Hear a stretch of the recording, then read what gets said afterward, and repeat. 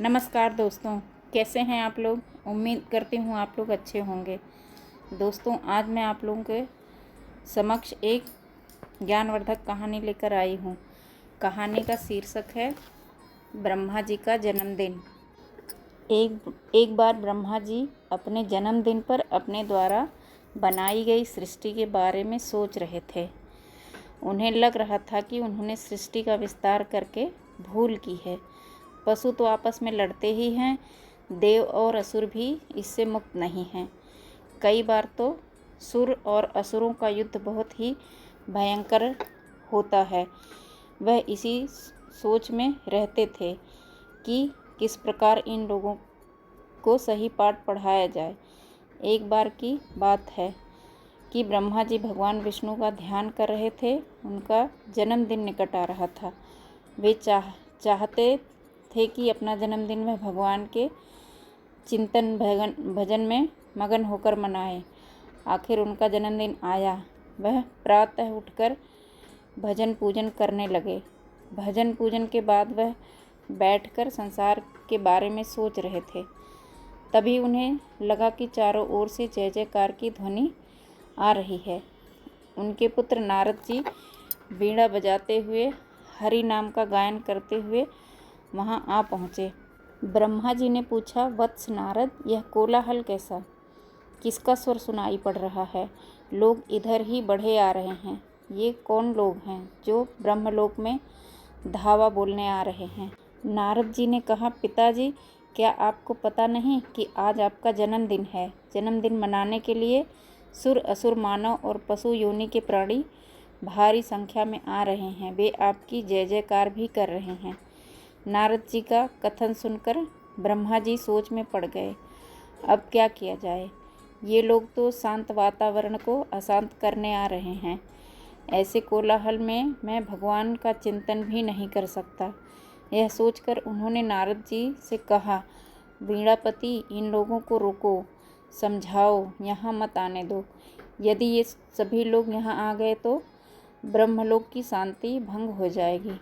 और सुनो, पशु योनि के जीवों से कहो कि वो जाएं। हम उन पर बहुत प्रसन्न हैं। वे जहाँ चाहें रहें और आनंद मनाएं। सुर, असुर और मानव बुद्धिमान हैं, अच्छा बुरा समझते हैं। इसके लिए उन्हें उनके 5-5 लोगों को बुला लो। हाँ नारद, एक बात का ध्यान रखना कि सभी लोग एक साथ ना आएं। अगर सभी प्रतिनिधि एक साथ आ गए तो परस्पर झगड़ने लगेंगे। सबसे पहले सुर समुदाय का प्रतिनिधि आना चाहिए। वे लोग चले जाएं तो असुरों के प्रतिनिधि को आने देना। उसके बाद मनुष्यों के प्रतिनिधि से मिलूँगा। ब्रह्मा जी की बात सुनकर नारद जी ने कहा, पिताजी, ऐसा ही होगा। सबसे पहले देवताओं के प्रतिनिधि ब्रह्मा जी के पास गए और बोले, प्रजावत्सल, आज आपका जन्मदिन है। हम सब देवता आपको बधाई देने आए हैं। आपसे प्रार्थना है कि हमें कुछ ऐसा उपदेश दें जिससे हमारा जीवन धन्य हो। ब्रह्मा जी ने देवताओं की बात सुनी, फिर आंखें बंद करके कुछ सोचा। उसके बाद कहा, जाओ, दयमय जीवन बिताओ। इसके बाद असुरों की बारी आई। असुरों ने भी ब्रह्मा जी का गुणगान करके कहा, पितामह, हमें कुछ ऐसा आशीर्वाद दें कि हमारा कुल उन्नति करे, हम लोग सुख से रहें। ब्रह्मा जी ने उन्हें भी दया की सीख दी। अब मानवों की बारी थी। नारद जी ने मानवों के प्रतिनिधि से कहा, जाओ, ब्रह्मा जी से तुम लोग भी आशीर्वाद ले लो। मनुष्यों के प्रतिनिधि मंडल भी ब्रह्मा जी के सम्मुख उपस्थित हुआ। प्रार्थना की उनका भी कुछ इस प्रकार मार्गदर्शन किया जाए कि धरती की मानव प्रसन्नता पूर्वक रह सके। ब्रह्मलोक से सुर, असुर और मानव दया का आशीर्वाद लेकर आए, लेकिन उनकी समझ में नहीं आया कि ब्रह्मा जी ने सभी को दया का ही आशीर्वाद क्यों दिया। बल दे सकते थे, बुद्धि का आशीर्वाद दे सकते थे और संगठित होकर जीवन बिताने की समझ दे सकते थे।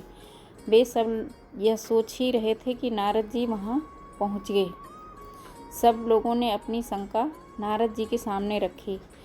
कहा, देवर्षि, अब हमें क्या करना चाहिए? नारद जी ने देवताओं से कहा, परमात्मा ने तुम्हें योग्य बनाया है, सब प्रकार का सुख तुम्हें दिया है, इसलिए घमंड छोड़ो, अभिमान न करो।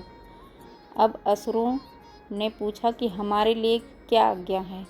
तब नारद जी ने कहा, तुम लोगों में बल है, तुमने विज्ञान का सहारा लेकर प्रकृति पर विजय प्राप्त की है, इसलिए तुम लोगों के लिए द का अर्थ दया है। किसी को व्यर्थ ना सताना, सब पर दया करना, सबको फूलने फलने का अवसर देना।